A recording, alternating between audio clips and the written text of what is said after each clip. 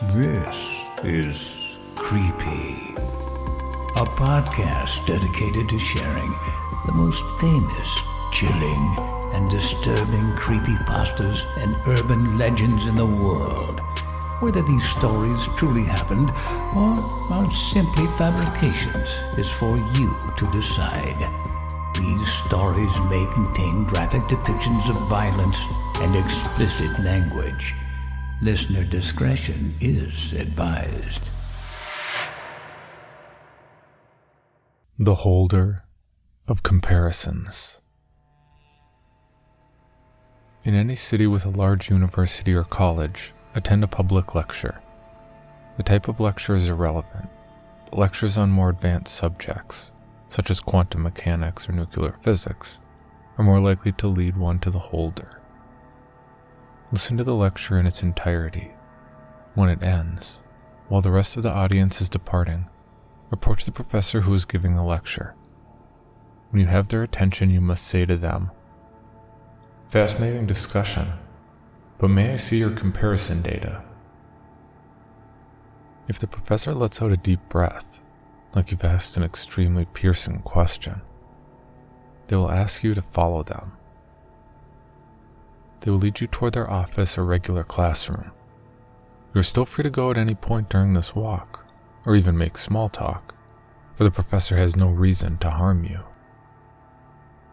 At the office, the professor will open a small door and gesture you to enter. Inside will be nothing more than an empty faculty office, but enter anyway. As you do, he will start to follow you in, but turn and say to the professor, "No, thank you. I will speak to the holder of comparisons alone." They will insist on joining you, but you must stand firm and demand to go alone. When they finally relent, turn around. The office will be replaced by a dark staircase leading down. This is your last chance to escape unharmed. If you hear loud machinery from below, immediately leave the door and tell the professor, "I did not realize they were busy," and run. With luck, you will have not disturbed the holder's study. If, on the other hand, there is silence, it is safe to proceed. Descend the stairs until you come to a long hallway. By all accounts, this will appear to be an ordinary college hallway, with postings for journals and projects on the walls, but do not pause to read them if you value your sanity. In this hallway, there are only two doors. One is always locked. Do not attempt to force your way in lest you disturb the holder. Inside the other sits a hunched, distracted figure, making manic calculations on arcane mathematical devices. Open the door, but do not enter until he acknowledges your presence. When he does, you must say with a complete casual air, "I am here to help with a comparison, Professor." Saying this will fill the man with delight, and he will immediately abandon his work to lead you across the hall, talking enthusiastically about his research the whole time. While his talk is filled with intense detail, you are not to pay attention to it. For the next room, your mind will need utter clarity and focus. Beyond the locked door is a massive and deeply horrifying machine.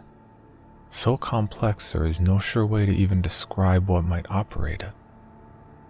The researcher will hurry you to a wall, which is covered wall to wall and floor to ceiling, with gauges and meters to take hundreds of thousands of measurements. He will be jabbering away at this point, but you should be paying attention to this wall, for when the holder says, "Right then, shall we?" the trial will begin. Turning from you, he will begin operating the machine, occasionally calling out for a reading from you.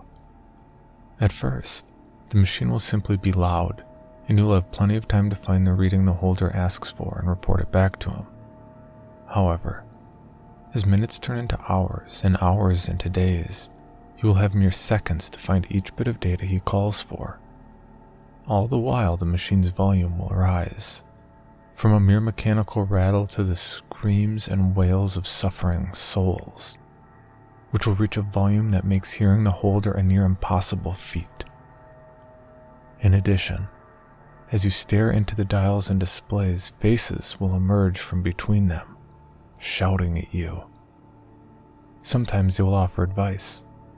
Other times they will wail at their own errors in calculation. At any time you should fall behind or give a wrong reading, the machine will come to a sudden stop and the holder will place a hand on your back. With an almost kindly tone, he will say, "Oh well, mistakes happen on first days," before pushing you into the wall, where your face will join the others in a maddening lament of imperfection. This pursuit of data will take days, but eventually the machine will slowly wind down and the holder will beckon you over. With a pleasant beam, he will present you with a stack of papers far thicker than even the heaviest dissertations, instructing you to run it down for copies. Accept the papers and leave by the means you came. The report itself categorizes and analyzes every pain of every being's life, comparing them with such detail as to drive most who read it insane with the urge to compare every aspect of every little thing. The final section of the document, however, contains a mire of statistics, comparing the universe's current condition to the time when they were reunited. The report is object 512 of 538. You know he is researching. Now you must find out why.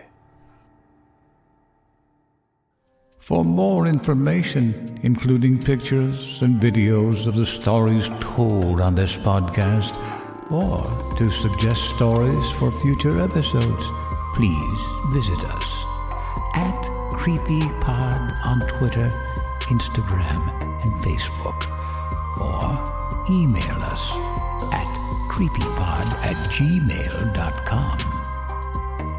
All stories told on this podcast can be found at creepypastawikia.com and are protected by a Creative Commons license. Some rights reserved unless otherwise stated.